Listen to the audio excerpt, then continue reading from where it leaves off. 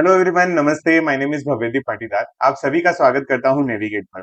दोस्तों, हमारी मध्य प्रदेश जीके की ये सीरीज जिसमें रिद्धि सिद्धि बैच चल रही है और हम लोग पढ़ रहे हैं हमारे Madhya Pradesh public service commission की एई के लिए, जिसमें आज हम पढ़ने वाले हैं हमारा मल्टीपर्पज प्रोजेक्ट्स जो है उसका सेकंड पार्ट। ठीक है, कल हमने जो पढ़ा था उसको मैं थोड़ा सा रिकैप करवा देता हूं आपको। आपको मैंने कल बेसिक बता दिया था और स्टार्टिंग से जो इसका बैकग्राउंड हिस्ट्री है वहां से लेकर आपको मैंने नर्मदा और चंबल की जो वैली प्रोजेक्ट्स हैं उनके बारे में हिंट कर दिया था। उसकी सारी डिटेल हमने कर ली है। अब हम जो आज पढ़ेंगे उसमें हम लोग बेतवा और डिफरेंट और हमारी जो रिवर्स है, सोन रिवर जो है, उनके ऊपर जो प्रोजेक्ट चल रहे हैं उनकी बात करने वाले हैं। प्लस इस लेक्चर में हम लेक मतलब झीलों के बारे में भी पढ़ेंगे। इस लेक्चर में हम पढ़ने वाले हैं हमारे मध्य प्रदेश में जो कंबाइंड प्रोजेक्ट हैं, इन मल्टीपर्पज प्रोजेक्ट्स में जो कंबाइंड प्रोजेक्ट्स हैं उनकी भी यहाँ पर बात करेंगे। ठीक है, तो चलिए देखिए, सबसे पहली चीज तो ये अगर हम देखें यहाँ पर तो 1 सेकेंड है ना। चलिए, सबसे पहले मैं आपको वो चीज हिंट कर देता हूं जो अभी तक हमने पढ़ी है। थोड़ा सा हम लोग रिकैप ले लेते हैं कि हमने कल क्या पढ़ा था। तो हम सबसे पहले कहेंगे कि हमने कुछ बेसिक चीजें देखी थी। जैसे हम लोगों ने एक देखा था साइक्लोपियन डैम, याद आया आपको? साइक्लोपियन डैम देखा था अपन ने। ये कौन बनवाते हैं? ये बनवाते हैं आपके राजा भोज, परमार वंश से संबंधित थे और रायसेन डिस्ट्रिक्ट में बनता है। फिर हमने देखा था धूती डैम। क्या देखा था? धूती डैम। ठीक है, हम ईयर भी याद रख रहे थे। कल हमने याद रखा था कि 1911 में आता है। फिर उसके बाद हमने देखा पगारा। फिर हमने क्या देखा? पगारा डैम। ठीक है, ये 1927 का है पगारा डैम। ठीक है, और ये पगारा डैम तक जाकर क्वेश्चन बन जाता है, यहां से क्वेश्चन आ जाता है। ठीक है, एक हमने एक नाम देखा था, नाम याद रखें, स्पेशली मूरम नाला। ठीक है, याद होगा आपको, इसको हमने पढ़ा था, मूरम नाला जो है वो। ठीक इस तरीके से कुछ अपन ने कुछ प्रोजेक्ट्स जो हैं मध्य प्रदेश के उनको हमने देख लिया था। राइट, इसके बाद नेक्स्ट हमने जो देखा था वो डिटेल किया था हमारी चंबल और बिल्कुल, नमस्ते नमस्ते।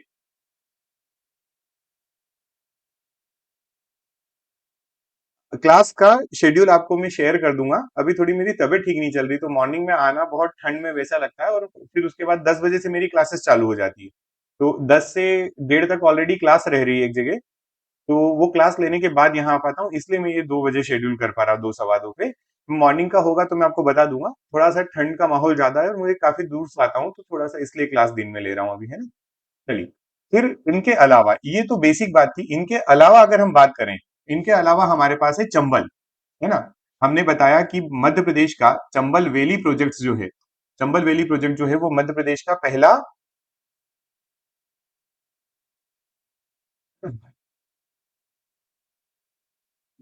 चलो उसके बारे में अपन बात करेंगे, है ना।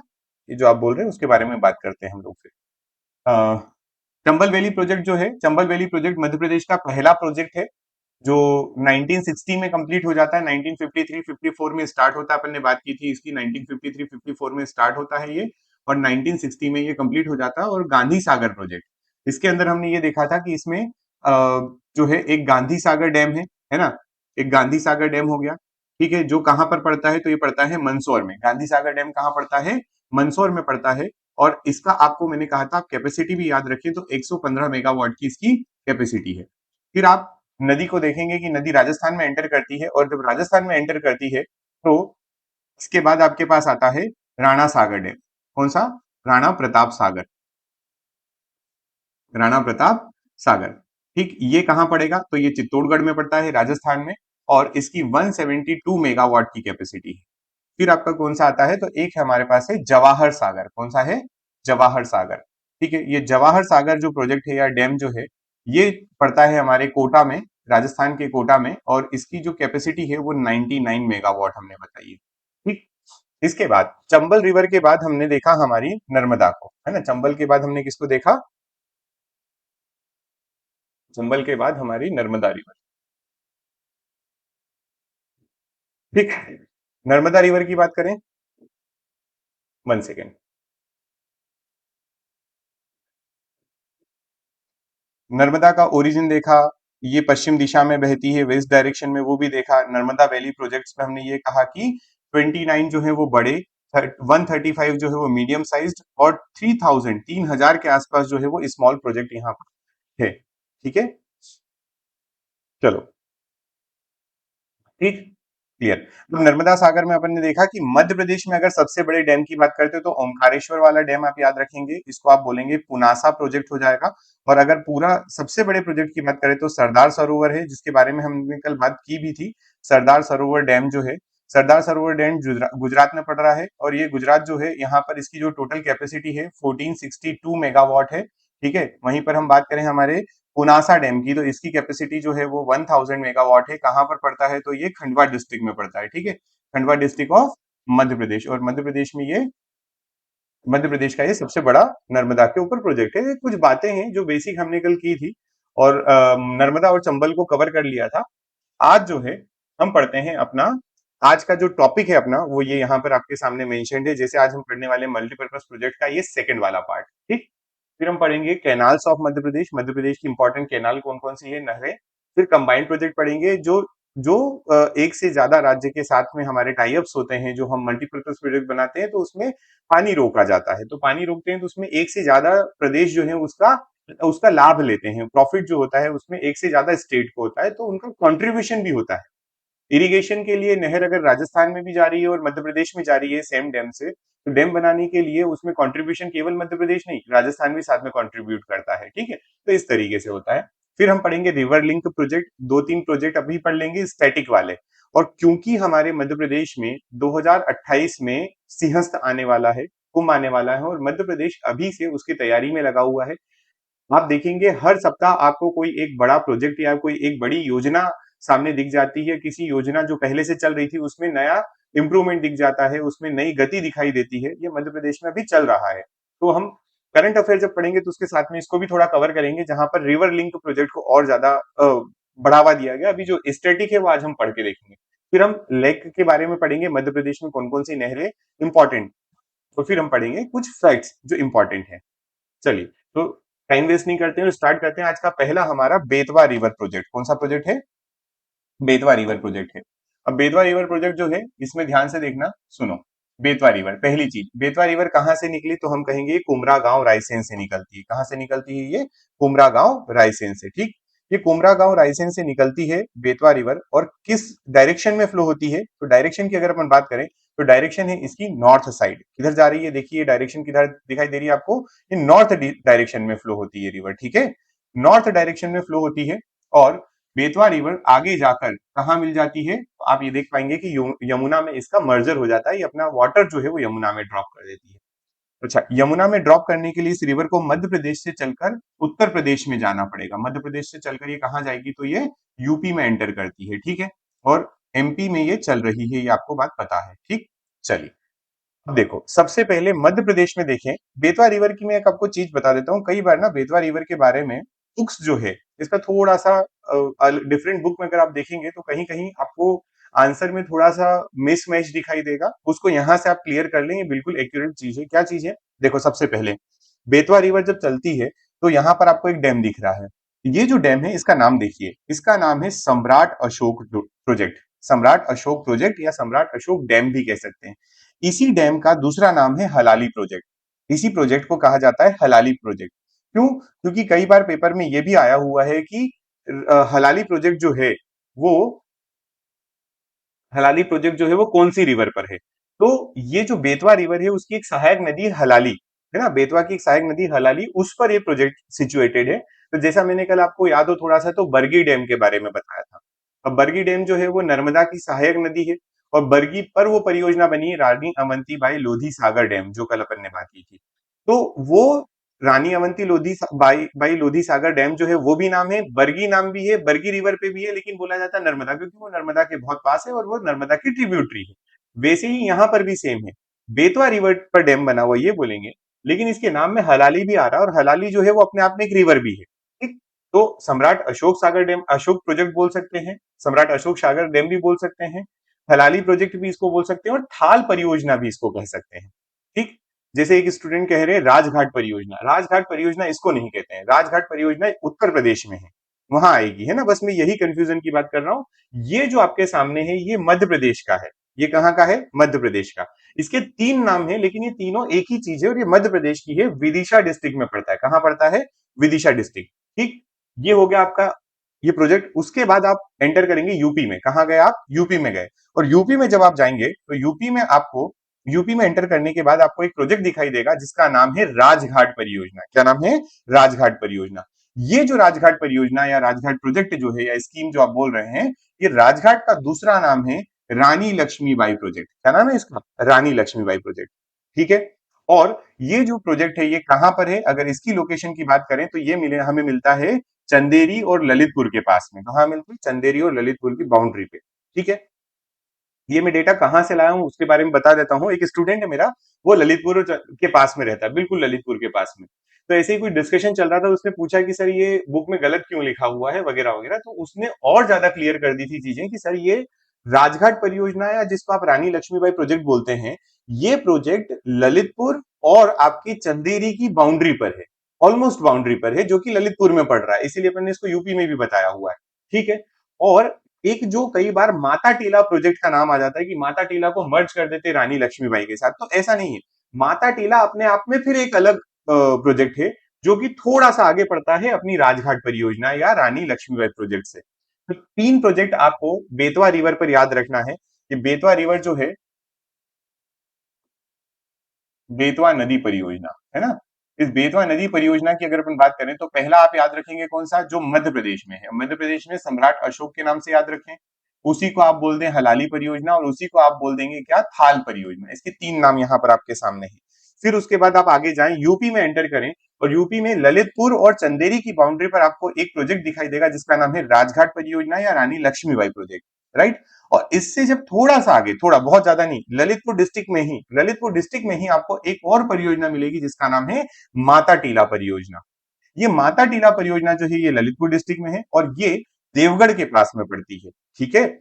इसलिए ये तीनों परियोजनाएं अलग अलग याद रखेंगे। क्लियर है? आज आज के बाद ये बेतवा के लिए आप कभी कंफ्यूज नहीं होंगे। ठीक। चलिए, इसके बाद आता है हमारा बाण सागर परियोजना। ठीक है। यहां पर क्या लिखा हुआ है? बाण सागर परियोजना। ठीक। तो बाण सागर परियोजना जो है, बाण सागर परियोजना जो है वो आप ऐसे याद रख सकते हैं कि बाण, बाण आपने रामायण महाभारत वगैरह देखी होगी और उसमें अक्सर ये चीज दिखाई गई थी कि जो जो तीर बाण चलाया जाता था, तीर बाण बाण चलाते थे, वो येलो शार्प शाइनिंग वाले हुआ करते थे। तो मैं इसको ऐसे याद रखता हूँ कि वो सोने का बाण है। किसका बाण है? सोने का बाण। तो सोन नदी पर, किस नदी पर पड़ेगा? सोन नदी पर। अच्छा, सोन नदी का उद्गम स्थल सभी को पता है कि सोन नदी मध्य प्रदेश से निकली है। सोन नदी मध्य प्रदेश के भी अमरकंटक से निकली है ना। सोन नदी कहां से निकली है? तो मध्य प्रदेश के अमरकंटक से निकलती है। मध्य प्रदेश के अमरकंटक से निकलने के बाद ये रिवर किधर की तरफ चलती है? तो सोन रिवर जो है वो नॉर्थ डायरेक्शन में फ्लो करती है। किस डायरेक्शन में? नॉर्थ। आप क्लियरली यहां पर देख पा रहे हैं कि इसकी डायरेक्शन क्या है? North direction. नॉर्थ डायरेक्शन में फ्लो करती है। रिवर पहुंचती है पहले कहां पर? तो ये रिवर पहुंचती है पहले यूपी में, है ना। कहां पहुंचती है ये? यूपी में जाती है। और यूपी को भी क्रॉस करके ये रिवर पहुंच जाती है बिहार में। यूपी को क्रॉस करके रिवर कहां जाती है? बिहार। तो पहले मध्य प्रदेश से निकली, मध्य प्रदेश से गई है यूपी में और यूपी से गई है बिहार में और बिहार में जाने के बाद ये रिवर गंगा रिवर में अपने पानी को ड्रॉप कर देती है। आपको बात ध्यान होगी। ठीक। कौन सी रिवर की बात कर रहे हैं? सोन नदी की बात कर रहे हैं। सोन नदी की थोड़ी सी अगर हम बात करें कि ये बाण सागर प्रोजेक्ट जो है, बाण सागर परियोजना जो है, ये कब स्टार्ट हुई थी? ये 1978 में स्टार्ट हुई थी और ये 2006 में कंप्लीट होती है। अब 1978 का टाइम पीरियड अगर थोड़ी सी पॉलिटी जानते होंगे तो उस समय हमारे देश के प्रधानमंत्री कौन थे? तो मोरारजी देसाई थे। उनके टाइम पर ये शुरू होती है। ठीक है। चलिए, अमरकंटक से निकली, अमरकंटक से निकलने के बाद मध्य प्रदेश में इसके ऊपर आपको एक प्रोजेक्ट दिखाई दे रहा है जिसका नाम है बाण सागर प्रोजेक्ट, है ना। जो नाम है वही हम पढ़ रहे हैं। अब बाण सागर प्रोजेक्ट कौन से जिले में पड़ता है? तो ये पड़ता है शहडोल जिले में। किसमें पड़ता है? शहडोल जिले में। कैपेसिटी की बात करें तो 425 मेगावाट इसकी क्या है? कैपेसिटी है। जिनकी कैपेसिटी नहीं बता रहा हूं उनकी याद नहीं रखना है आपको, है ना। इतना ज्यादा इंपॉर्टेंट नहीं होता है, बहुत ज्यादा डेटा, अननेसेसरी डेटा याद नहीं रखेंगे अपन। एक बात हमेशा याद रखना, ठीक। जो काम का होगा वो छूटेगा नहीं और जो काम का नहीं होगा उसको हम याद रखेंगे नहीं। ठीक। चलिए, शहडोल जिले में 425 मेगावाट का आपका बाण सागर प्रोजेक्ट मध्य प्रदेश में पड़ता है। इसके बाद जब ये रिवर यूपी में जाती है तो यहाँ पर इस सोन नदी के ऊपर, सोन नदी के ऊपर एक नदी आकर मिलती है सोन नदी में जिसका नाम है रिहंद। और रिहंद परियोजना आपको यूपी में मिलती है पर अपन उसको पढ़ेंगे नहीं। अगर आप चाहें तो मैं लिख देता हूं। यहाँ पर एक इस पे परियोजना मिलती है रिहंद।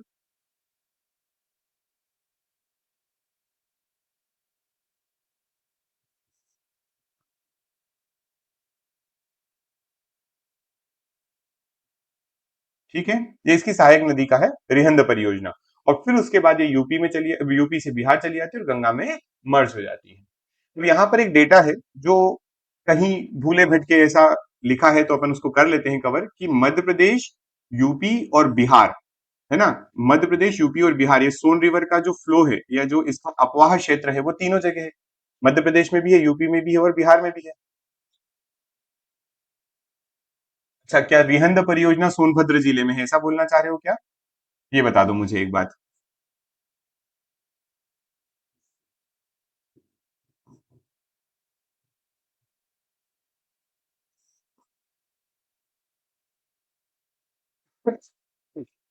ठीक है, ओके। ये मैं बता देता हूँ, हमारे स्टूडेंट हैं वो बता रहे हैं कि ये सोनभद्र जिले में पड़ता है, यूपी। चलिए, इसमें कभी अगर आपसे पूछ ले कि बताइए इसका क्या क्लासिफिकेशन या किस हिसाब से इसमें डिवीजन किया हुआ है, तो आप ये याद रख लेना कि इसमें जो है वो 2:1:1 का है। 2:1:1, 2:1:1 का मतलब यहाँ पर क्या है कि जो परियोजना है उसका दो दो भाग, टोटल चार भाग करें और चार में से दो जो हिस्से हैं वो मध्य प्रदेश ने पार्टिसिपेट किया, कंट्रीब्यूट किया है, और उसका एक हिस्सा जो है चार में से वो यूपी का और एक हिस्सा बिहार का है, टोटल चार हिस्से में से। ठीक है, ये है। चलिए, वेरी गुड, बढ़े आगे। तो ये आपकी जो परियोजना है अभी तक जितनी आपको बताई गई, ये परियोजना आपको याद रखना है डायरेक्टली। ठीक है, ये परियोजना आप लोगों के लिए आपको डायरेक्ट याद होना चाहिए। किस हिसाब से याद होना चाहिए कि भाई साहब ये था क्या, आपको ये इस तरीके से याद होना चाहिए कि हमारे मध्य प्रदेश के जो बड़े बड़े, है ना, बड़ी बड़ी जो परियोजनाएं चलती हैं वो कौन कौन सी हैं। तो ये चार पांच परियोजना आप इस तरीके से याद रखें, और जो रिमेनिंग परियोजना है हम उनको कुछ इस तरीके से देखेंगे अब। ठीक, ये है वो टोटल परियोजना की लिस्ट। अदर प्रोजेक्ट्स लिखा है, लेकिन अदर तो क्या ही माने, आप मध्य प्रदेश के ही हैं, है ना, बट उतना इंपॉर्टेंस नहीं है जितना अक्सर जो हमने अभी पढ़े वो पूछे जाते हैं। अभी अदर प्रोजेक्ट्स को भी देख लेते हैं, चलिए वन बाय वन देखते हैं। लिखा हुआ है आपके पास भीमगढ़, क्या लिखा हुआ है? भीमगढ़। इंपॉर्टेंट है, जो जो चीजें होंगी वो मैं आपको बताते जाऊंगा, मैं इसका हिंदी भी कर देता हूं यहीं पर। भीमगढ़ बांध, या फिर इसी का नाम है संजय सरोवर। क्या नाम है इसका? संजय सरोवर। ठीक, आपको दो चीजें याद रखना है कि इससे संबंधित फैक्ट क्या है और ये कौन सी रिवर पर है या लोकेशन इसकी। तो याद रखना, संजय सरोवर या भीमगढ़ बांध जो है वो वेनगंगा रिवर पर है, और ये सिवनी डिस्ट्रिक्ट में पड़ता है। किसमें पड़ता है ये? सिवनी जिले में। ठीक है, क्या सिवनी जिले में पड़ता है? वेनगंगा आपको कल भी बताया था हमने थोड़ा सा कि ये दक्षिण दिशा में बहने वाली रिवर है। ठीक है, जो छिंदवाड़ा और सिवनी के आसपास बहेगी, ठीक है, फ्लो करती है। इसकी खास बात क्या है कि ये जो भीमगढ़ या संजय सरोवर है, ये एशिया का, किसका? एशिया का मिट्टी से बना सबसे बड़ा बांध है। एशिया का मिट्टी से बना सबसे बड़ा बांध कौन सा है? तो वो भीमगढ़ है। ठीक, और इसी को बोलते हैं अपर वेनगंगा प्रोजेक्ट। इसी का नाम क्या है? अपर वेनगंगा। ठीक, चलिए उसके बाद आते हैं मड़ीखेड़ा डैम। क्या नाम है इसका? मड़ीखेड़ा डैम। या फिर या फिर इसी का नाम है अटल सागर। दो दो नाम वाले चल रहे हैं, ध्यान रखना, थोड़ा सा कंफ्यूज नहीं होना, इन्हीं के नाम दिए गए हैं अलग अलग। मड़ीखेड़ा या अटल सागर बोले आप। मड़ीखेड़ा अटल सागर जो है वो कौन सी रिवर पर है? तो वो सिंध रिवर पर है। किस पर है? सिंध रिवर। और सिंध रिवर पर शिवपुरी जिले में, सिंध रिवर पर शिवपुरी जिले में। और गांव का भी नाम अगर पूछ ले तो मोहिनी ग्राम, लेकिन गांव नहीं पूछेगा, आप तो केवल इतना याद रखें, सिंध रिवर, मड़ीखेड़ा डैम, अटल सागर और शिवपुरी जिला। ठीक, ये जो है इसके लिए खास बात क्या है कि इसके ऊपर मध्य प्रदेश का सबसे लंबा रोड ब्रिज बनाया गया, लॉन्गेस्ट ब्रिज ऑन रिवर। ये रोड ब्रिज है, ये कैसा ब्रिज है? Road bridge.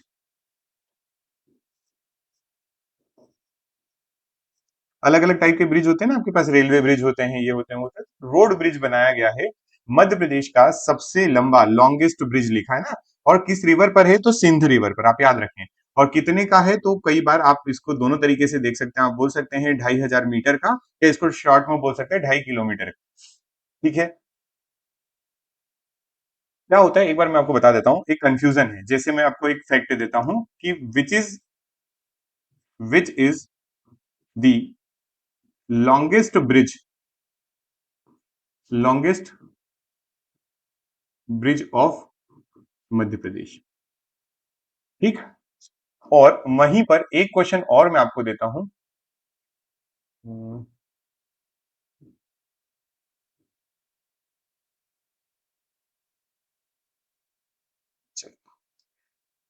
Which is the largest. अब मैं आपको क्वेश्चन भी बता देता हूं कि कहां कहां पे आए हुए हैं क्वेश्चन और क्या चीज होती है। तो दो क्वेश्चन है। लॉन्गेस्ट का अगर आंसर आएगा कभी भी, ये वर्ड देखो यहां पर, लॉन्गेस्ट जो आंसर है इसका, तो नो डाउट का आंसर जो है वो कौन सा हो जाएगा, तो सिंध रिवर हो जाएगा। किस पर है ये? सिंध रिवर पर है। ठीक है। कितने किलोमीटर का है, तो वो है 2500 मीटर का। कितने का? 2500 मीटर का हो जाएगा। ठीक है, 2.5 किलोमीटर। और ये जो लार्जेस्ट वर्ड आपको दिखाई दे रहा है, ये पेपर में पूछा हुआ क्वेश्चन, काफी पुराना क्वेश्चन है, ये काफी पुराना क्वेश्चन है, लगभग 2017 16-17 के आसपास। लेकिन समस्या ये है कि इसका जो आंसर आपको मिलता है, इसका जो आंसर आपको मिलता है वो तवा डैम पे मिलता है। किस पर मिलता है? तवा ब्रिज। ठीक है, तवा ब्रिज मिलता है। ये 1.3 किलोमीटर समथिंग ही है, लेकिन ये लार्जेस्ट पे तवा ब्रिज मिलता है, लॉन्गेस्ट पे सिंध रिवर मिलता है। मैं अभी आपको कहूंगा कि आप इसको सही माने, इसको सही माने, और इसको थोड़ी देर के लिए भूल जाएं। ठीक है, इसको थोड़ी देर के लिए भूल जाएं, कभी कंफ्यूज ना हो। यहाँ जो मैंने मेंशन किया है उसको ध्यान रखें, जो हमने लिखा है वो अपनी जगह करेक्ट है। क्या चीज? कि मडीखेड़ा डैम या अटल सागर डैम है, ये जो डैम बना उसके पीछे आपको सिंध रिवर पर ये जो ब्रिज मिलेगा, मध्य प्रदेश का सबसे लॉन्गेस्ट रोड ब्रिज मिलेगा। ठीक।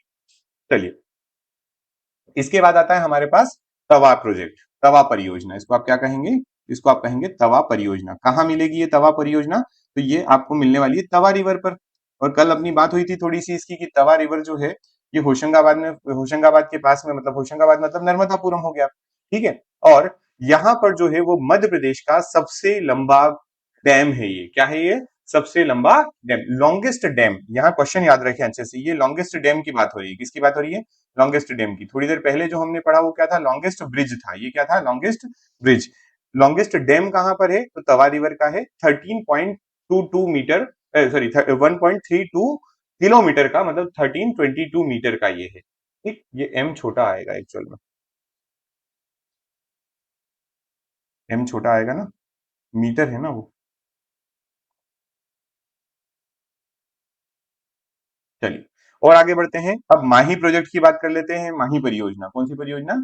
माही परियोजना न्यूज में रही है।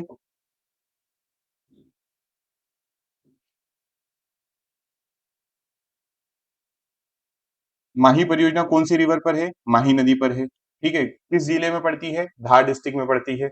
और ये धार और झाबुआ को इरिगेट करती है। और इंपॉर्टेंट पॉइंट जो है वो आपके सामने ये रहा कि माही नदी जो है वो आपकी ट्रॉपिक ऑफ कैंसर, जिसको आप कर्क रेखा कहते हैं, उसको 2 बार कट करती है। ठीक। चलिए, और आगे बढ़ते हैं।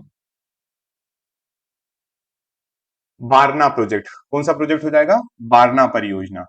अब इसलिए इतने ज्यादा इंपॉर्टेंट नहीं होते हैं, क्योंकि देखो क्या होता है, बारना प्रोजेक्ट का भी नाम दिया है और बारना क्या है? रिवर का भी नाम, बारना रिवर पर ही। इसके लिए इंपॉर्टेंट क्वेश्चन अब केवल लोकेशन वाली बचती है, कि आप केवल लोकेशन याद रखें कि बारना प्रोजेक्ट। रिवर तो पूछेगा नहीं, क्योंकि वो रिवर जो है वो खुद ही बारना है और प्रोजेक्ट का नाम भी बारना है। तो केवल आप याद रखें रायसेन डिस्ट्रिक्ट में। किसमें? रायसेन डिस्ट्रिक्ट में। बात करेंगे ये किसकी ट्रिब्यूटरी है, तो नर्मदा की। उर्मिल प्रोजेक्ट की बात करें, उर्मिल जो है, उर्मिल प्रोजेक्ट की बात करेंगे तो ये आपको कहां पर दिखाई देगी? उर्मिल परियोजना उत्तर प्रदेश तरफ, सॉरी उत्तर प्रदेश तरफ बोल रहा हूँ, उत्तर प्रदेश तरफ, हाँ सही तो बोला मैंने। उत्तर प्रदेश तरफ का मतलब क्या होगा कि आपको ये दिखाई देने वाली है किधर? नॉर्थ साइड में। ठीक है। ये बेतवा की ट्रिब्यूटरी है, छतरपुर डिस्ट्रिक्ट में पड़ती है। गुलाब सागर, गुलाब सागर परियोजना महान रिवर पर है। किस पे? महाना भी बोलते हैं, महान भी बोलते हैं।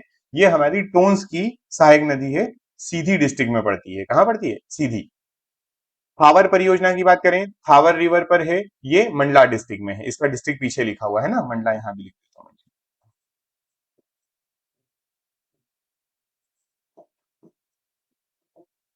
मंडला डिस्ट्रिक्ट। ठीक। फिर हम बात करें नरगवा प्रोजेक्ट। नरगवा प्रोजेक्ट जो है वो केन में है, केन रिवर पर है, और मध्य प्रदेश और यूपी का है, छतरपुर में पड़ता है। कोलार की बात करें, कोलार प्रोजेक्ट की बात करें तो कोलार रिवर पर है, सीहोर डिस्ट्रिक्ट में पड़ता है। और ये सीहोर और भोपाल को पानी प्रोवाइड करता है। ये क्वेश्चन व्यापम में पूछा हुआ है। कोलार परियोजना के बारे में व्यापम में पूछा हुआ है, थोड़ा सा याद रख लेना, बाकी बहुत ज्यादा इंपॉर्टेंट तो नहीं है। भोपाल और सीहोर को जो जल सप्लाई की जाए, वाटर सप्लाई की जाती है, वो कोलार प्रोजेक्ट से की जाती है। ठीक, चलिए और आगे बढ़ेंगे। पेंच प्रोजेक्ट, अगला क्या है? पेंच प्रोजेक्ट। पेंच नाम जैसा पता है आपको, उसी रिवर पर है। बालाघाट छिंदवाड़ा की ये क्या है? कंबाइंड प्रोजेक्ट है। सॉरी, बालाघाट और छिंदवाड़ा जिले में पड़ती है ना। जोबट परियोजना, अगेन ये वाला थोड़ा इंपॉर्टेंट है, ये क्वेश्चन में आया हुआ है। क्या क्वेश्चन आया वो भी बता देता हूं। इसकी रिवर पूछी गई है कि जोबट परियोजना जो है वो कौन सी रिवर पर है व्यापम में। तो याद रखना, जोबट परियोजना को हथिनी रिवर बोला गया है, और ये जो है वो अलीराजपुर और धार की बाउंड्री पर है। कहां पर है? अलीराजपुर और धार की बाउंड्री पर। अब समझना, जोबट एक तहसील भी है। जोबट क्या है? एक तहसील। रिवर कौन सी फ्लो होती है? हथनी। और कहां पड़ता है? अलीराजपुर और चंद्रशेखर, मतलब सॉरी, धार। अब अलीराजपुर में भाभरा भी है ना, भाभरा तहसील है। और भाभरा में जन्म हुआ है चंद्रशेखर आजाद का। तो ये जो जोबट परियोजना है, इसका नाम चंद्रशेखर प्रोजेक्ट रख दिया गया है। ठीक है, ये दोनों बातें याद रखें। फिर आती है चोरल। चोरल इंदौर की है, और ये फर्स्ट इंटर वैली प्रोजेक्ट है। ये मध्य प्रदेश का ड्रिंकिंग वाटर प्रोवाइड करता है इंदौर को, ये ज्यादा इंपॉर्टेंट नहीं है। बावनथड़ी प्रोजेक्ट है, जिसको राजीव सागर प्रोजेक्ट भी बोलते हैं, बावनथड़ी रिवर पर है, बालाघाट में है। फिर भदभदा डैम की बात करें, कालियासोत रिवर पर है, भोपाल में है। ठीक है, ये सारे आपको ऐसे ही याद रखना पड़ेंगे। मतलब आप क्या करें, भले ही आपके पास एक तो ये पेपर फाइल रहेगी, आपको ये फाइल मिल जाती है पीडीएफ। आप ये कर सकते हैं, इस पीडीएफ को रिपीटेटिवली एक एक दो दो दिन में इनको जल्दी फटाफट फटाफट पढ़ लीजिए। जैसे जोबट परियोजना का दूसरा नाम क्या है? तो चंद्रशेखर परियोजना है। कौन से रिवर पर है? हथनी रिवर पर है। कहाँ मिलेगी? तो अलीराजपुर और धार की बाउंड्री पर मिलेगी। माही रिवर की बात करें तो माही रिवर की परियोजना जो है वो माही रिवर पर ही है। और माही प्रोजेक्ट जो है ये कहाँ किस डिस्ट्रिक्ट में पड़ता है? तो धार डिस्ट्रिक्ट में पड़ता है। Mahi river equator tropic of cancer को 2 बार काटती है। ठीक है, बावनथड़ी कहाँ है? तो बावनथड़ी आपकी जो बालाघाट के आसपास है वहां पर पड़ेगी। बावनथड़ी बावनथड़ी पर ही है। बावनथड़ी का दूसरा नाम जो है राजीव सागर। तो ऐसे याद रखोगे ना, आपको जल्दी याद हो जाएगी ये चीज। ठीक है, कालियासोत डैम कहाँ है? कालियासोत रिवर पर कौन सा डैम है? तो भदभदा डैम है। और ये क्या है आपका? भोपाल। ठीक है, बढ़िया याद है अगर किसी को, तो फिर अच्छी बात है। एक कालिदास डैम आता है, विदिशा में पड़ता है, बेतवा और उसकी ट्रिब्यूटरी पर है। फिर बात करेंगे मोहिनी सागर की, तो सिंध रिवर में है, शिवपुरी में। और फिर नीमखेड़ा डैम पड़ता है, जो बेतवा और उसकी ट्रिब्यूटरी पर रायसेन डिस्ट्रिक्ट में। फिर डिस्ट्रिक्ट इधर उधर हो गए हो, रिवर की लोकेशन इधर उधर हो गई, ध्यान रखना। देखो यहाँ पर लोकेशन लिखा है मैंने, और गलती से यहाँ लोकेशन लिखा है और यहाँ रिवर लिखा है, और रिवर के अंदर मैंने लोकेशन डाल दी। ये होता है जब खुद पीडीएफ बनाने बैठते हैं ना, तो ऊपर कुछ और लिख दिया है हेडिंग में, और नीचे आपको डिस्ट्रिक्ट। तो आप थोड़ा सा ध्यान रख लेना, यहाँ पर लोकेशन ठीक लिखी है, विदिशा डिस्ट्रिक्ट लिखा है ना, ये लोकेशन ठीक है फिर भी। चलिए, क्लियर इतना? आगे बढ़े। और अब आगे बढ़ते हैं तो हमारे अगले टॉपिक्स, जिसमें हम क्या क्या पढ़ेंगे? कैनाल पढ़ेंगे, जिसमें हम कंबाइंड प्रोजेक्ट्स पढ़ने वाले हैं, और जिसमें हम पढ़ने वाले हैं रिवर लिंक प्रोजेक्ट। इनकी आज बात करते हैं। चलिए, सबसे पहले कैनाल की बात करते हैं। केनाल में आपको दिखाई दे रहा होगा, केनाल्स में सबसे पहले हमने बोला चंबल। कौन सी केनाल? चंबल। ठीक है, चंबल नदी की जो है केनाल आपकी, चंबल नहर। ठीक, इसमें समझने वाली तो कोई बात ही नहीं कि चंबल नहर कौन सी नदी पर होगी। तो चंबल नदी पर होगी, है ना। किस नदी पर होगी? ये तो चंबल नदी पर हो गई। ठीक, इसमें जो इंपॉर्टेंट याद रखना है वो ये याद रखना है कि किन जिलों को ये सिंचित करती है, किन जिल कौन कौन से जिले इससे प्रभावित है। तो जैसे हमने कहा कि भिंड हो गया, हमने कहा मुरैना हो गया। ठीक, ये इतना इंपॉर्टेंट नहीं है, बस ये केवल हमारी जानकारी के लिए होता है कि हम देख लें, थोड़ा सा थोड़ा ध्यान रहे, बाकी तो कुछ नहीं है ना। ये सब इतना ज्यादा इंपॉर्टेंट नहीं होता, मंदसौर और नीमच हो जाएंगे, है ना। ठीक, फिर उसके बाद बात करते हैं तवा केनाल। तवा केनाल किस रिवर पर हो जाएगी? तो तवा तवा पर हो जाएगी। ठीक है, तवा किस पर हो जाएगी? तवा पर। कौन से डिस्ट्रिक्ट को ज्यादा सिंचित करेगी? तो नर्मदापुरम, है ना। तवा जो है वो किसको ज्यादा सिंचित करती है? नर्मदापुरम। इसीलिए आप देखेंगे कि नर्मदापुरम जो है वो गेहूं की प्रोडक्शन में बहुत अग्रणी है। गेहूं का काफी अच्छा प्रोडक्शन होता है नर्मदापुरम जिले में। ठीक, हलाली परियोजना, चलो मैं लिख देता हूं, तवा नहर। ठीक, कौन सी है अगली? हलाली परियोजना।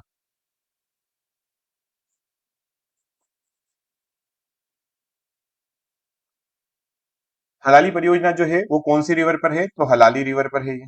ठीक है, हलाली रिवर पर है। कहां पर मिलेगी? इससे जो आपको लाभान्वित लाभान्वित जिले जो हैं वो होंगे रायसेन एवं विदिशा। रायसेन एवं विदिशा पास पास में है। हलाली अभी अपन पढ़ के आए हैं, हलाली। फिर उसके बाद बारना, क्या पढ़ेंगे? बारना। बारना रिवर पर मिलेगी नर्मदापुरम जिले में। फिर next, Wainganga canal. Wainganga canal के बारे में इंपॉर्टेंट बात यह है कि आपको थोड़ी सी याद रखना पड़ेगी कि वेनगंगा केनाल जो है वेनगंगा रिवर पर ही मिल रही है और ये मध्य प्रदेश की पहली केनाल है। ये मध्य प्रदेश की पहली केनाल है। जिले का नाम याद रखना है बालाघाट और ईयर याद रखना है 1923। जो बॉक्स बनाया पूरा याद कर लो। Wainganga canal is the first canal of Madhya Pradesh, made in 1923। Balaghat जिले में पड़ती है। रिवर का नाम तो आपको सबको पता चल जाएगा, देजला देवड़ा। ये एमपीपीएससी ने अपने सिविल सर्विसेज वाले एग्जाम में पूछ लिया है। कुंदा रिवर पर है और खरगोन डिस्ट्रिक्ट में है। ठीक है, ये एमपीपीएससी अपने पेपर में पूछ चुका है सिविल सर्विसेज में, तो कोई मतलब इसकी ज्यादा प्रोबेबिलिटी बन जाती है कि ये अपने इंजीनियरिंग वाले पेपर में भी आ जाए। फिर उसके बाद है अपनी साटक केनाल। कौन सी? साटक केनाल। साटक रिवर पर है, अगेन खरगोन में है। फिर बात करें माही केनाल, माही रिवर पर तो झाबुआ और धार को ही सिंचित करते हैं। हमने जो भी रीजन लिखे हैं वो सब मध्य प्रदेश वाले हैं, ठीक है। फिर उसके बाद हम बात करेंगे कंबाइंड प्रोजेक्ट की। किनकी बात करेंगे? Combined project. कंबाइंड प्रोजेक्ट में देखें, मध्य प्रदेश और राजस्थान का कंबाइंड प्रोजेक्ट कौन सा है? तो मध्य प्रदेश और राजस्थान का कंबाइंड प्रोजेक्ट में आप देखेंगे, 1 सेकेंड है ना, आपको यहाँ पे दो प्रोजेक्ट्स दिखाई देंगे। कितने? दो। कौन कौन से? एक आप कहेंगे चंबल वैली, एक आप क्या कहेंगे? चंबल वैली। ठीक है, जो चंबल वैली आपको पता है कि मध्य प्रदेश से राजस्थान में फिर वापस मध्य प्रदेश में यूपी में जाकर तो वो एंटर हो जाती है अपनी यमुना में। तो चंबल वैली मध्य प्रदेश और राजस्थान की कंबाइंड है। और माही परियोजना, जब आपको याद होगा तो जब हम रिवर पढ़ रहे थे हमने आपको बताया था कि माही रिवर जो है वो मध्य प्रदेश से पहले राजस्थान में जाती है। कहाँ जाती है? राजस्थान में। ये देखिए पीछे वाली स्लाइड। वेनगंगा रिवर के बारे में याद रखें, वेनगंगा रिवर पे वेनगंगा केनाल, और ये जो है फर्स्ट केनाल ऑफ मध्य प्रदेश है 1923 की। फिर उसके बाद बात करें हम देजला देवड़ा केनाल, जो कि कुंदा रिवर पर है। कहाँ पड़ेगा? खरगोन में पड़ेगा। फिर साटक केनाल है, साटक केनाल भी अगेन खरगोन में मिलेगी आपको। माही केनाल की बात करें तो माही केनाल जो है वो माही रिवर पर है और इससे झाबुआ और धार जिला सिंचित हो रहा है। केनाल का जब भी क्वेश्चन पूछा जाएगा तो वो आपसे इरिगेशन के लिए ही पूछा जाता है। आप देख लीजिए ये।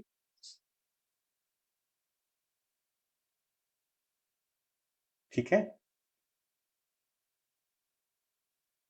सॉरी, आगे बढ़ते हैं। ये कंबाइंड प्रोजेक्ट की बात कर रहे हैं हम लोग। कंबाइंड प्रोजेक्ट में हमने कहा कि मध्य प्रदेश और राजस्थान से संबंधित, तो ये माही का नाम याद रखें और चंबल वैली का याद रखें। अब आता है मध्य प्रदेश और यूपी की। मध्य प्रदेश और यूपी में अगर अपन बात करें तो मध्य प्रदेश और यूपी की कंबाइंड प्रोजेक्ट में देखो, ध्यान से देखना, तीन चार नाम मिल रहे हैं। एक, अभी थोड़ी देर पहले बात हुई थी, रानी लक्ष्मीबाई, है ना, राजघाट परियोजना जिसको आपने कहा रानी लक्ष्मीबाई परियोजना। उर्मिल परियोजना, अभी हमने शॉर्ट में पढ़ा कि उर्मिल परियोजना उर्मिल रिवर पर है और मैंने कहा था कि यूपी साइड है। यूपी साइड याद करो, मैंने अभी बोला था छतरपुर डिस्ट्रिक्ट की है। अगर याद नहीं आएगा तो आप अपने नोट्स को वापस देखिएगा एक बार। उर्मिल प्रोजेक्ट के बारे में अपनी थोड़ी सी बात हुई है। ये रहा उर्मिल प्रोजेक्ट, ये रहा उर्मिल परियोजना, है ना। छतरपुर डिस्ट्रिक्ट में मिलेगी आपको और ये उत्तर प्रदेश तरफ मिलती है। तो ये उर्मिल परियोजना मध्य प्रदेश और उत्तर प्रदेश की कंबाइंड प्रोजेक्ट है, ठीक। फिर हम बात करें इसके बाद और इसमें कौन सा आता है, तो केन प्रोजेक्ट, केन छतरपुर, है ना, तो वो भी कहाँ? यूपी साइड है। ग्रेटर गगाऊ भी हमारा मध्य प्रदेश और यूपी की कंबाइंड प्रोजेक्ट। मध्य प्रदेश और महाराष्ट्र का कंबाइंड प्रोजेक्ट कौन सा है? तो जो रिवर साउथ में फ्लो करेगी, साउथ डायरेक्शन की तरफ फ्लो करेगी, वो आपकी मध्य प्रदेश और महाराष्ट्र की हो जाएगी। तो देखो, एक है पेंच, एक है बावनथड़ी और एक है बाघ परियोजना। ये तीनों परियोजनाएं जो है कौन कौन सी?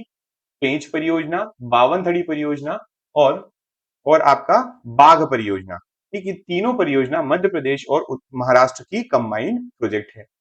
मध्य प्रदेश, यूपी और बिहार, मध्य प्रदेश, यूपी और बिहार के कंबाइंड प्रोजेक्ट की जब आप बात करेंगे तो यहाँ पर तीन राज्यों से संबंधित एक आपका प्रोजेक्ट जिसमें तीनों राज्यों में रिवर फ्लो करती है हमारी, सोन रिवर। कौन है? सोन रिवर। मध्य प्रदेश में भी रहती है, यूपी में भी जाती है और बिहार में भी जाती है। बाण सागर परियोजना इसकी कंबाइंड, ये तीनों पर आता है। फिर बात करें मध्य प्रदेश, राजस्थान, गुजरात और महाराष्ट्र, चार का कंबाइंड प्रोजेक्ट। मध्य प्रदेश, राजस्थान, गुजरात और महाराष्ट्र, इन सब का अगर हम बात करें कि इससे ये किस कंबाइंड प्रोजेक्ट अगर बात करेंगे तो ये आपका सरदार सरोवर प्रोजेक्ट आ जाएगा। कौन सा आ जाएगा? सरदार सरोवर। ठीक है। अब बात ये है, नदी जो है नर्मदा मध्य प्रदेश, महाराष्ट्र और गुजरात में जाती, लेकिन यहाँ तो नाम राजस्थान का भी लिखा हुआ है। सही है? सही है, याद रखना।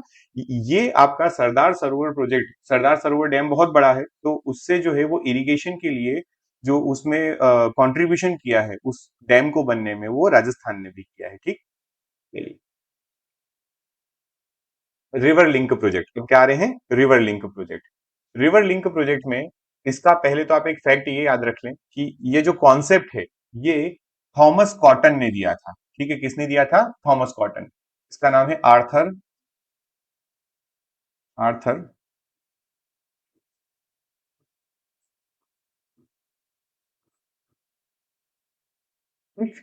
और आर्थर थॉमस कॉटन। ठीक, ये व्यक्ति थे भारत में नदी जोड़ो परियोजनाओं की के में क्रांति लाने वाले व्यक्ति, और मतलब इनके अंडर में ये चालू हुआ और 1858 से ये कॉन्सेप्ट चल रहा है। ठीक, चलिए, सबसे पहली केन बेतवा याद रखेंगे, बहुत इंपॉर्टेंट है। केन बेतवा प्रोजेक्ट जो है वो कब स्टार्ट हुआ था, तो आप इसकी ईयर याद रखें, ये याद रखना 2005 में। कब? 2005। साइन वाइन की तो कोई जरूरत नहीं है, टोटल लेंथ की भी अभी जरूरत नहीं है। बेनिफिटेड डिस्ट्रिक्ट में और याद रख लें कि टोटल इससे केन बेतवा से 13 जिलों को हेल्प मिलने वाली है, जिसमें 9 जिले जो हैं बेनिफिटेड डिस्ट्रिक्ट जो हैं वो किसके हैं, तो वो है एमपी के, और बचे मतलब 13 में से 4 डिस्ट्रिक्ट जो हैं वो यूपी के बेनिफिटेड डिस्ट्रिक्ट। ठीक है, अब ये 2 स्टेज में हुई है, इसमें अलग-अलग डैम के नाम लिखे। मेरे ख्याल से ये सब इतना ज़्यादा डीप में जाने की ज़रूरत आपको नहीं है, बस मैंने लिख दिया, अगर आप पढ़ना चाहें तो पढ़ लेना। नाम लिखे हुए हैं, धोदन डैम छतरपुर का है, लोअर डैम जो है शिवपुरी का है, बीना कॉम्प्लेक्स जो बनाया जाएगा सागर में वो भी इसी पर बनाया जाएगा, कोठा बैराज बनाया जाएगा वो विदिशा में बनाया जाएगा। बस केवल देख लें, ज़्यादा इंपॉर्टेंट नहीं है, फर्स्ट स्टेज और सेकंड स्टेज में कंप्लीट होगी वगैरह-वगैरह। ठीक है? चलिए, इसके बाद आता है अपना नर्मदा मालवा और गंभीर लिंक प्रोजेक्ट, है ना? नर्मदा मालवा और गंभीर लिंक प्रोजेक्ट 2014 में इसको मंजूरी मिली है, 2014 का ये मंजूरी है। इससे इंदौर और उज्जैन बेनिफिटेड होंगे, इससे इंदौर और उज्जैन बेनिफिटेड होंगे, नर्मदा मालवा गंभीर लिंक प्रोजेक्ट। ठीक है, इसी का नाम आप देखें नर्मदा शिप्रा भी दिखेगा। ठीक है, और ये नर्मदा शिप्रा जो है, ये नर्मदा शिप्रा प्रोजेक्ट जो है ये इंडिया का फर्स्ट रिवर लिंक प्रोजेक्ट भी माना जाता है। ठीक है, इसको इंडिया का फर्स्ट रिवर लिंक प्रोजेक्ट भी मानते हैं। ठीक, इसका रिकॉर्ड है जो कितने दिन में कंप्लीट हुआ, ये तो ये 14 महीने में कंप्लीट कर लिया गया था, जो 2016 का सिंहस्थ था, है ना? 2016 का जो सिंहस्थ था उस समय। अब ये मालवा गंभीर लिंक प्रोजेक्ट बोल लो या नर्मदा शिप्रा बोल लो, बात एक ही है, यहाँ पर लिखा है। ठीक, फिर आता है पार तापी नर्मदा प्रोजेक्ट, ये 2022-23 के बजट में मेंशन किया हुआ है, ज्यादा खास नहीं है ना? फिर भी याद रखें, बस खत्म गेम, है ना? क्लियर? आगे बढ़ते हैं, कुछ फैक्ट्स हैं हमारे पास, पहले उनको देख लेते हैं हम लोग।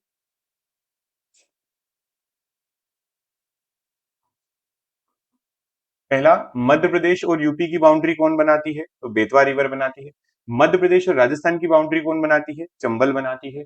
नर्मदा डिस्प्यूट के लिए कौन सी कमेटी बनाई गई, खोसला कमेटी बनाई गई थी।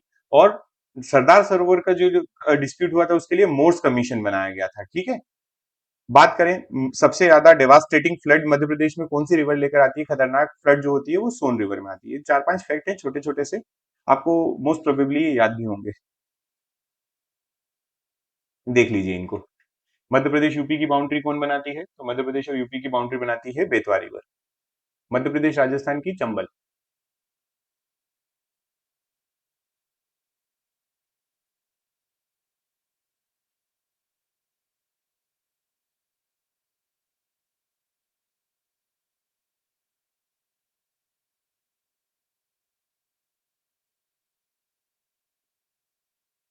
चलिए, अब आगे बढ़ेंगे और अब हम पढ़ने वाले हैं मध्य प्रदेश में झील।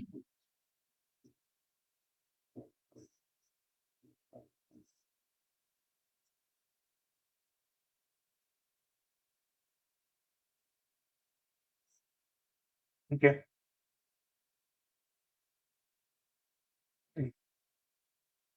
सबसे पहले सबसे पहले हम बात करेंगे हमारे भोजताल की, किसकी? भोजताल। सभी को पता है भोजताल जो है वो कहाँ है, तो भोजताल भोपाल में है। ठीक है, इसी को आप कहते हैं अपर लेक या बड़ा तालाब। ठीक है, बिगेस्ट ऑफ मध्य प्रदेश है, बिगेस्ट लेक ऑफ मध्य प्रदेश है, मध्य प्रदेश की सबसे,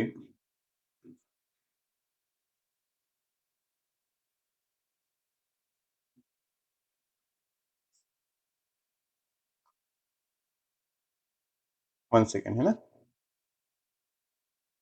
हेलो,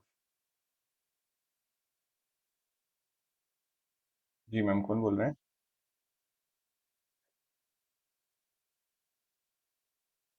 मैम अभी क्लास में हूँ मैं, आप मुझे थोड़ा सा आइडिया दे सकते हैं किसके रिगार्डिंग बात करना है?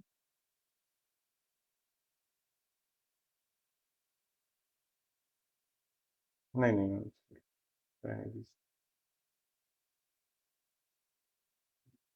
चलिए, तो देखो, हम क्या कह रहे हैं, भोजताल जो है, भोजताल, पहली बात तो ये कहाँ पड़ेगा, आप इसको सीधा सीधा याद रखिए, वापस ट्रैक पे आते हैं। चलो, भोजताल जो है वो भोपाल में, मध्य प्रदेश का सबसे बड़ा, मध्य प्रदेश की सबसे बड़ी लेक या मध्य प्रदेश की सबसे बड़ी झील भोजताल हो गई।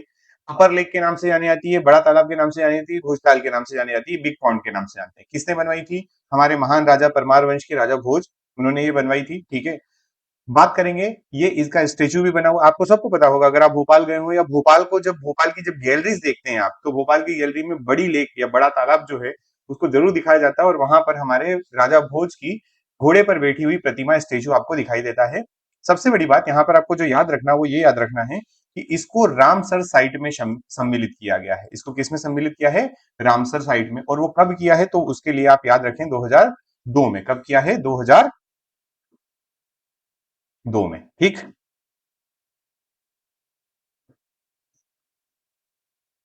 इन 2000।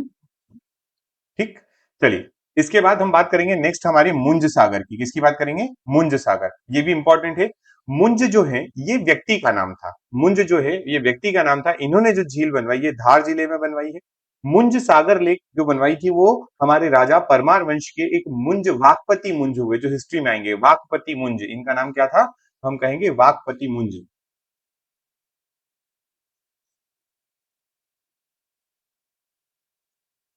क्योंकि ये वाकपति मुंज जो थे, उन्होंने बनवाई थी, परमार वंश के राजा हैं। ठीक, चलिए, उसके बाद नेक्स्ट आते हैं हम लोग हनुमान ताल पर। कहाँ आते हैं? हनुमान ताल। हनुमान ताल याद रखें, ताल वाली जो बातें हैं आपको वो जनरली कहाँ मिलने वाली है? जबलपुर में। ताल वाली बातें कहाँ मिलेंगी? जबलपुर में, मैं बताऊंगा अभी। किसने बनवाई थी? गोंड रूलर ने बनवाई थी। ठीक, उसके बाद आता है सांख्य सागर, इनके बारे में और आगे भी बात करेंगे, है ना। सांख्य सागर लेक जो है, सांख्य सागर लेक के लिए याद रखें कि ये रामसर साइट बन चुकी है। क्या बन चुकी है? रामसर। इनके बारे में बड़ी डिटेल में बात कर रहा हूँ, करंट अफेयर भी है। कहाँ पड़ता है? शिवपुरी डिस्ट्रिक्ट में। किसमें पड़ती है सांख्य सागर? तो ये पड़ती है शिवपुरी में। ठीक, 1918 में बनाई गई थी, पुरानी है। तो देखो, अभी अपन ने कौन कौन सी पढ़ी? एक अपन ने पढ़ा भोजताल। क्या पढ़ा? भोजताल, राजा भोज ने बनवाई, परमार वंश के। उन्हीं से रिलेटेड परमार वंश से एक शासक हुए मुंज, तो उन्होंने मुंज सागर बनवाई थी। वो भी कहाँ पर है? वो आपकी मुंज सागर जो है वो शिवपुरी में है ना। मुंज सागर जो है वो कहाँ, सॉरी, धार डिस्ट्रिक्ट में है। फिर उसके बाद हम बात करते हैं हनुमान ताल। ताल वाली चीजें जो आपको दिखाई देगी वो जबलपुर में दिखाई देंगी। फिर हम बात करते हैं सांख्य सागर। ठीक है, सांख्य सागर लेक जो है ये शिवपुरी में है। अब इसी का नाम है माधव सागर लेक। इसी का नाम नहीं, सॉरी, एक और, दो लेक एक साथ है। एक है आपकी सांख्य सागर लेक और दूसरी है माधव सागर लेक। ये दोनों जो लेक हैं वो कहाँ मिलती हैं? तो ये दोनों लेक को मिलने वाली हैं शिवपुरी में, इसलिए दोनों साथ में लिखी हुई है। ठीक है, ये दोनों साथ में लिखने का कारण क्या है? दोनों आपको शिवपुरी डिस्ट्रिक्ट में मिलेगी। कहाँ मिलेगी? शिवपुरी में। और एक चीज और दिख रही है, सांख्य सागर के ऊपर रामसर लिखा हुआ है। चलो, मैं एक काम करता हूँ, रामसर वाली बात तो आगे मैंने मेंशन की हुई है, तो इसको भी हटाता हूँ थोड़ी देर के लिए, कंफ्यूज नहीं हुई है आप, केवल लेक याद रखें और आगे बढ़े, फिर अपन बात करेंगे इसके बारे में। ठीक है, चलिए, उसके बाद है धर्म सागर। धर्म सागर ज्यादा इंपॉर्टेंट नहीं है, याद रख लेना, धर्म सागर पन्ना में है ना। और ठीक, फिर उसके बाद एक ग्वाल सागर, ये भी ज्यादा इंपॉर्टेंट नहीं है। ठीक, गोविंदगढ़ तालाब। गोविंदगढ़ तालाब जो है ये कहाँ है? गोविंदगढ़ का नाम अगर आप देखें तो जो जिन जिन स्टूडेंट्स ने थोड़ा सा एमपीजी के पढ़ा है वो गोविंदगढ़ बहुत अच्छे से जानते होंगे। और गोविंदगढ़ कहाँ है? तो वो रीवा में है, वहां जो तालाब है उसका नाम है गोविंदगढ़ तालाब। ठीक, फिर आता है संग्राम सागर। कहाँ पर है? जबलपुर में। गोंड रूलर संग्राम शाह ने बनवाया था, ये हिस्ट्री में भी आएगा। चिड़ी खो, चिड़ी को देखें तो राजगढ़ में पड़ता है, बहुत इंपॉर्टेंट है, इसको आप याद रख लें। चिड़ी खो को आप याद रखें, है ना। ये कहाँ पड़ता है? तो राजगढ़ में। कहाँ पड़ता है ये? राजगढ़ में। राजगढ़ में भी जगह का नाम बताइए, तो राजगढ़ में जगह का नाम है नरसिंहगढ़। जगह का नाम क्या है? नरसिंहगढ़।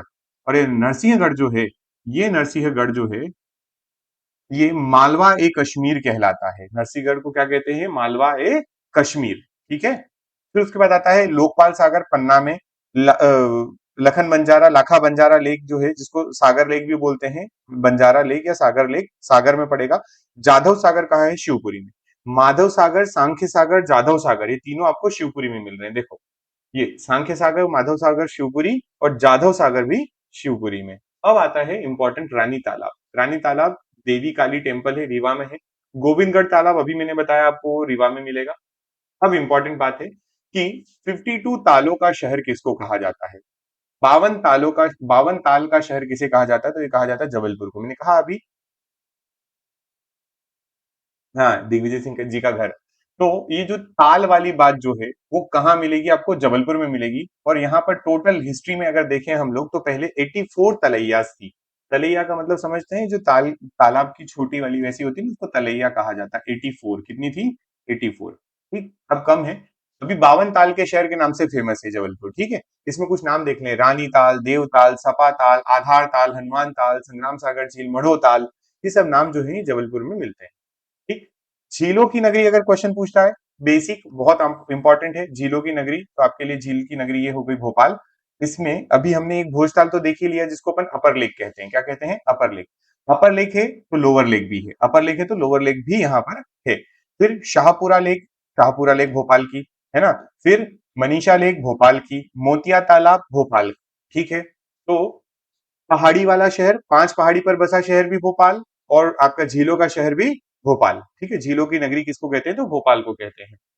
इंपॉर्टेंट अब अगला कि हमारे, मैंने कहा कि जाधव सागर, सांख्य सागर और माधव सागर ये तीनों कहां पर है? शिवपुरी में। तो शिवपुरी में है माधव राष्ट्रीय उद्यान। क्या है? माधव राष्ट्रीय उद्यान। इस माधव राष्ट्रीय उद्यान में आपको ये लेक्स दिखाई देंगी जो हम पहले पढ़ चुके हैं। अभी हमने देख लिया इन लेक को, ये कहाँ मिलेगी आपको? तो ये माधव राष्ट्रीय उद्यान में दिखाई देने वाली है। ठीक है, माधव राष्ट्रीय उद्यान की झीलें हैं ये तीनों। कौन कौन सी? तो आप बोलेंगे सांख्य सागर, जाधव सागर और माधव सागर। ठीक है, यहां तक बात। और अब एक लास्ट आता है हमारा, आज की लेक्चर का हमारा लास्ट पॉइंट हम पढ़ेंगे, जिसको हम कह रहे हैं हमारा रामसर साइट, रामसर स्थल। ठीक है,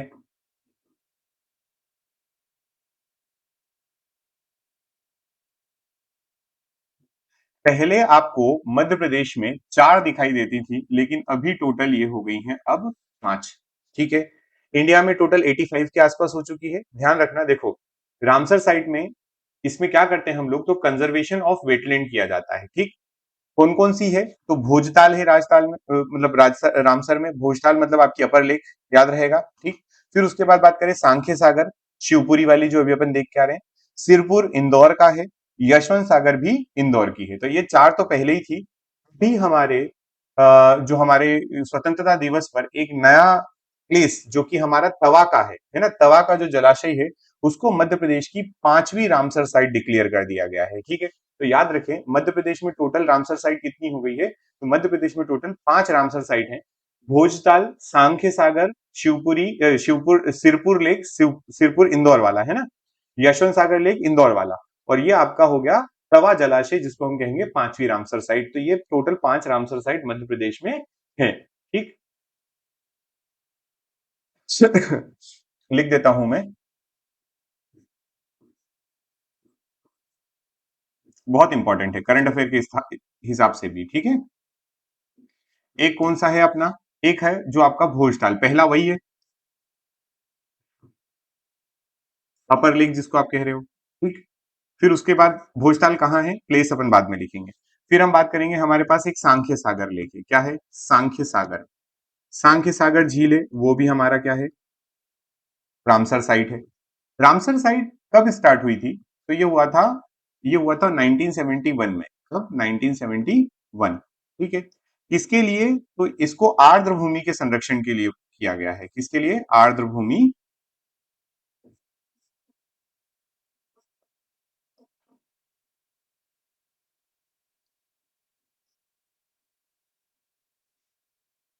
के संरक्षण हेतु। ठीक, सांख्य भोजताल हो गया, सांख्य सागर लेक हो गया। एक आप याद रखेंगे, हमारे मध्य प्रदेश के इंदौर में सिरपुर है, सिरपुर लेक, सिरपुर झील जो है वो भी एक इंदौर में ही पड़ती है आपकी, जिसका नाम है यशवंत सागर। यशवंत सागर झील, ये भी जो है रामसर साइट में शामिल हो चुकी है। और एक आपको मिलने वाली है अब हमारा तवा जलाशय।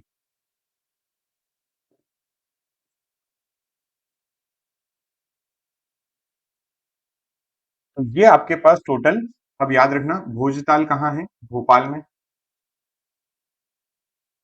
सांख्य सागर कहाँ है, शिवपुरी में। सिरपुर और दोनों की दोनों आपको कहाँ मिलेगी, तो ये मिलेगी इंदौर में। सिरपुर और यशवंत सागर कहाँ मिलेगा, इंदौर में। और तवा जलाशय आपको मिलने वाला है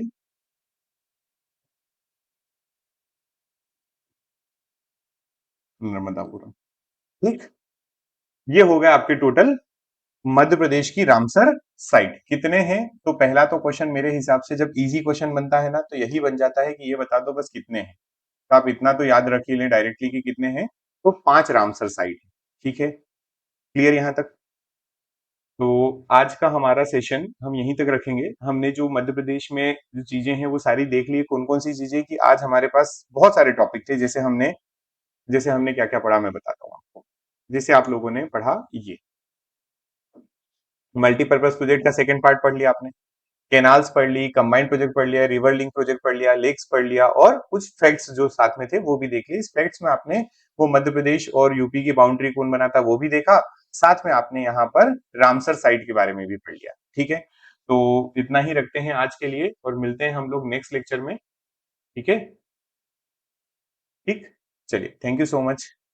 कोई डाउट हो तो पूछ लीजिएगा मुझसे। और आपके पास जो है वो ऑफिशियल नंबर भी है, अगर उसके बाद भी आपको कोई डाउट होता है तो आप हमें वहां पर व्हाट्सएप पिंग कर सकते हैं। हाँ हाँ बिल्कुल।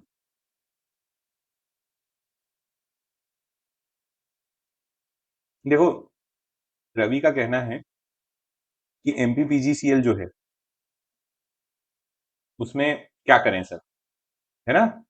उसमें हम लोग कैसे क्या करें, कि मतलब वैकेंसी के बारे में भी है कि पावर सेक्टर आ रहा है 5 मार्क का। कोई दिक्कत नहीं, चलो ये बात को तो आप छोड़ दो, इतना ज्यादा वो लोड नहीं लेने का, है ना। करो जो भी है, पावर सेक्टर जितने भी नंबर का आ रहा है कोई दिक्कत नहीं। आप तो पढ़ो उसके लिए, पहली चीज। दूसरा ये कि फॉर्म फिल करो। जो भी फॉर्म है आपके पास, आपके आपसे एग्जाम से रिलेटेड जो भी फॉर्म आ रहे हैं ना, आप उसको बिल्कुल मत छोड़ो। रीजन मैं बताता हूँ, देखो मैं रीजन बताता हूँ तुम लोगों को। एक्चुअल में क्या है, मैं कुछ दो तीन स्टोरी तो क्या, एक ही बात बताता हूँ। मेरा एक फ्रेंड है, 2014-15 के आसपास एक सब इंजीनियर आती है। ठीक, सब इंजीनियर का एग्जाम आता है। मैं मैकेनिकल से हूँ। ठीक, मैकेनिकल का आप लोग अभी जानते ही होंगे थोड़ा सा, कि मैकेनिकल का शुरू से ही कट ऑफ ज्यादा भी जाता है और वैकेंसीज भी कम रहती, तो उसमें इतनी भी कम नहीं थी उस समय जो 14-15 में आई थी, लेकिन हाँ वैकेंसी बहुत कम थी। उसने क्या किया, फॉर्म फिलअप किया। फॉर्म हमने भी फिलअप किया था। हमने सीरियसली नहीं लिया। हमने सीरियसली इसलिए नहीं लिया कि रिसेंट पास आउट हुए थे हम लोग, और एग्जाम आ गई थी लगभग 14 में ही थी, जहां तक मुझे लगता है 15 तो बात की बात है। तो उसने थोड़ा सा 1-2 महीने उसको सीरियसली ले लिया, और बोले यार कुछ नहीं है सामने, अभी तो एक काम करते हैं, पढ़ लेते हैं कुछ। एक अप्रोक्स मेरे को, मतलब उस समय की बात है, उसके बाद मैंने कभी इस पे डिस्कशन नहीं किया, पर शायद आप अगर चेक भी करेंगे तो 156 समथिंग है ना, कुछ और आगे कट ऑफ गया था मैकेनिकल का। किसके लिए, एमपी सब इंजीनियर के लिए। ठीक है, उस बंदे का ये आखिरी नंबर था। आखिरी नंबर मतलब उसके भी इतने ही नंबर, नॉर्मलाइज होने के बाद इतने नंबर, और नॉर्मलाइज हुए थे या नहीं हुए थे, हाँ शायद हुए थे मुझे लगता है, जहां तक, और नहीं भी लिए हो तो उसके इतने ही नंबर और इतना ही कट ऑफ गया। अब आप समझिए कि एक तो ये स्टोरी है कि आपको कोई भी एग्जाम को फाइट करना है, चाहे आपका मन हो या ना हो, आपको वो फॉर्म फिलअप करना और पढ़ना है, पहली चीज। अच्छा, दूसरी बात मैं फिर और बताता हूँ एक और हिस्ट्री। अभी इस ये रिसेंट है जो अब बताने जा रहा हूँ। अभी आप लोगों ने कुछ दिन पहले नेविगेट के चैनल पर एक इंटरव्यू देखा होगा विनय का। ठीक है, विनय को अ, जब उसने फॉर्म फिलअप किया, मतलब ऐसा कि सभी बच्चों के मन में ये था कि सर हमारे साथ एमपी जो व्यापम है, व्यापम ने हमारे साथ गलत कर दिया कि हमारे लिए वैकेंसी नहीं दी, और ऐसे बहुत सारे बच्चों के मन में वो रहा।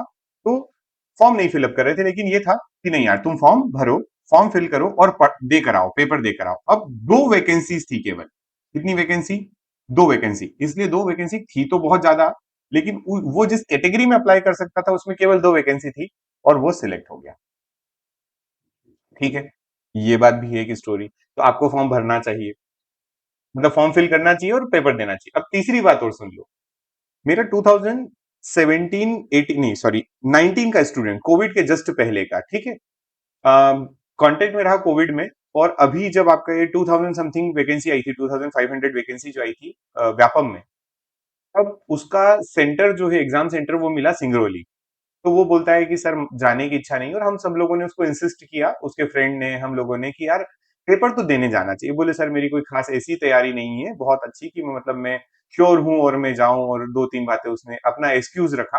हालांकि उसने टिकट वगैरह करवा ली थी, वो भी मैच्योर बच्चा है, ऐसी बात नहीं है, बट फिर भी वो थोड़ा आनाकानी कर रहा था कि बिना मन से ही, वो कहा कि चले जा चले जा। तो बोले ठीक है सर, आप लोग बोल रहे हो, दोस्त लोग भी सब बोल रहे हैं, तो मैं जा ही आता हूँ। वो गया और वो सिलेक्टेड है, सब इंजीनियर पोस्टेड है वो, ठीक है। तो आपके सामने कुछ ऐसे एग्जांपल्स मैंने प्लेस किए हैं कि अगर आप चाहें तो आप मतलब कर सकते हैं, मेरा ये कहना है। वैकेंसी कितनी भी हो, कोई लेना देना नहीं इन सब चीजों से, अपन उस पर ज्यादा लोड भी ना लें। आप तो सीधा फॉर्म भरो और एग्जाम के पहले पढ़ो। आपको जो एक्स्ट्रा चीजें होती हैं, जैसे पावर सेक्टर की बात कर रहे हो, या जो भी वीआई वगैरह, पावर वीआई, जो भी वो पूछना चाहता है, वो बहुत बड़ी बात नहीं है।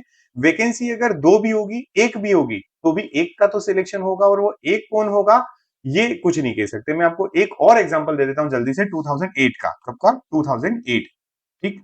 मैंने अपनी स्कूलिंग की झाबुआ से, ठीक। झाबुआ में एक बिहारी, मतलब झाबुआ में जो मेडिकल कॉलेज है, मेडिकल हॉस्पिटल जो है, हॉस्पिटल में एक पोस्ट होती है, हॉस्पिटल में एक पोस्ट होती है जो उसको करवाता है, मतलब क्या करते हैं ये लोग, रेफ्रिजरेटर वगैरह का मेंटेनेंस देखना, और है ना। तो एक आया बिहारी, मेरे रूम के बिल्कुल पास में रहता था, ठीक है, मतलब सीनियर था, मुझसे बड़ा था। तो हाँ बिल्कुल एग्जाम देना है ना। तो वो आया, और उससे पहले तो दोस्ती नहीं हुई, क्योंकि वो थोड़ा सा बेचारा इंट्रोवर्ट टाइप का था, और शायद गांव से निकला ही था। तो वो बात नहीं करता था किसी से। ये वो किसी दिन, एक दिन मम्मी आए, तो मम्मी ने उससे कहा कि तेरे पड़ोस में ये भी रहता है बच्चा, तो कुछ लाए थे मम्मी, तो उसको कि इसको भी दे देते हैं अपन, वो अकेला रहता है और बिहार का है, इतनी तो पता चली जाती कहाँ से। वो बात नहीं करता था, तो मैं थोड़ा सा हेजिटेट हुआ, मैंने कहा क्या बोलेगा, वो बात तो करता नहीं है, और ऐसा वैसा। तो मम्मी ने कहा अरे नहीं नहीं, बहुत दूर से आया हुआ है बच्चा, तुम तो यहीं के पास के हो, और मैं आ जा पाती हूँ तो तुम्हारे लिए कुछ ले आती हूँ, तो दे दो उसको भी। उसको देने चले गए। उससे उस बच्चे का थोड़ा सा, मतलब बच्चा तो क्या ही था, सीनियर था मुझसे, तो थोड़ा ये हो गया होगा कि चलो यार ये अच्छे से बात बात हो गई थोड़ा थोड़ा बहुत। तो उसने बताया कि झाबुआ में जिस पोस्ट पे वो सिलेक्ट हुआ था, उसकी केवल एक ही वैकेंसी थी, और उसने मुझे अपनी कॉपी बताई। उसने कहा कि बोले देखो मैं तुम्हें बताता हूँ मैंने प्रिपरेशन कैसे की। एक्चुअल में वो पोस्ट ऐसी थी कि उसमें एग्जाम नहीं था, उसमें इंटरव्यू था केवल, ठीक है। और आज के इंटरव्यू की बात ही मत करना कि आज क्या चलता है, उस समय वो बिहार से आ गया जिसको कोई आइडिया नहीं। आप लोग बोलते हो कि सीटें बिक जाती है, खरीद लेते हैं सीट, हाँ मैं मानता हूं कि चलो होता होगा, कुछ होता होगा, ये मेरा मानना है, मुझे पता कुछ भी नहीं है अभी, लेकिन मैं मानता हूं कि ऐसा होता होगा। लेकिन सारी थोड़ी बिक जाती है यार, है ना। तो क्या हुआ कि उसने मुझे कॉपी बताई, बोले भैया देखो मैं तुम्हें बताता हूँ कि मैंने कैसे तैयारी की। उसने ना साइंस के क्वेश्चन लिखे हुए थे, रेफ्रिजरेटर से रिलेटेड, एसी से रिलेटेड, मेडिकल इक्विपमेंट से रिलेटेड, उसने सब लिखा था। और बोले कि जो मैंने शुरू के 10 क्वेश्चन थे उसने जो लिखे थे, उसमें से 3 या 4 उसके इंटरव्यू में क्वेश्चन थे। और पहला क्वेश्चन जो था, बोले मेरा पहला इंटरव्यू का क्वेश्चन और मैंने जो कॉपी प्रिपेयर की थी उसका पहला क्वेश्चन सेम था, और मैं सिलेक्ट हो गया। और उसने मुझे जो बताया वो, मतलब मेरे लिए बहुत पहले की बात है, 2008 की, मैं उतना मेच्योर भी नहीं था, लेकिन मुझे थोड़ा सा ऐसा लगा कि यार क्या क्या हो सकता है। उसने बताया कि अब, मतलब उसके घर में उसके पापा के पास बाइक नहीं है, उसके भाइयों के पास बाइक नहीं है जो उससे बड़े हैं, और उसके पास भी बाइक नहीं है। हालांकि दोस्तों की बाइक वगैरह से उसको चलाना आती थी, तो गवर्नमेंट ने उसको बाइक प्रोवाइड की थी। जैसे आप देखते हैं कि आप अगर मान लो एई बन जाएंगे तो आपको एक गाड़ी मिल जाती है, ठीक है, फील्ड वगैरह में जाने के लिए आपके पास एक गाड़ी होती है। तो वैसे ही उस व्यक्ति को बाइक मिली हुई थी कि आसपास के हॉस्पिटल का ऑब्जर्वेशन वगैरह करने के लिए। तो बोले कि भैया देखो पढ़ाई में और जॉब में कितना पावर होता है, कि अब मेरे घर में मेरे पापा जो आज तक चीज नहीं खरीद पाए, हम लोग नहीं खरीद पाए, मजदूरी काइंड ऑफ करते थे और थोड़ी बहुत साइड बाय साइड पढ़ाई कर लेते थे, और आज मेरे पास बाइक है, तो घर वाले बड़े खुश हैं इस बात को। तो ऐसा होता है, इसलिए आप फॉर्म भरें और पढ़ें, और सिलेक्ट होंगे, बिल्कुल इसमें कोई इफ एंड बट नहीं करने का, ठीक है। तो चलो आज की क्लास हम यहीं रखते हैं, बस इसके बाद और ज्यादा बातें फिर कभी करेंगे, ठीक है। चलो, थैंक यू सो मच।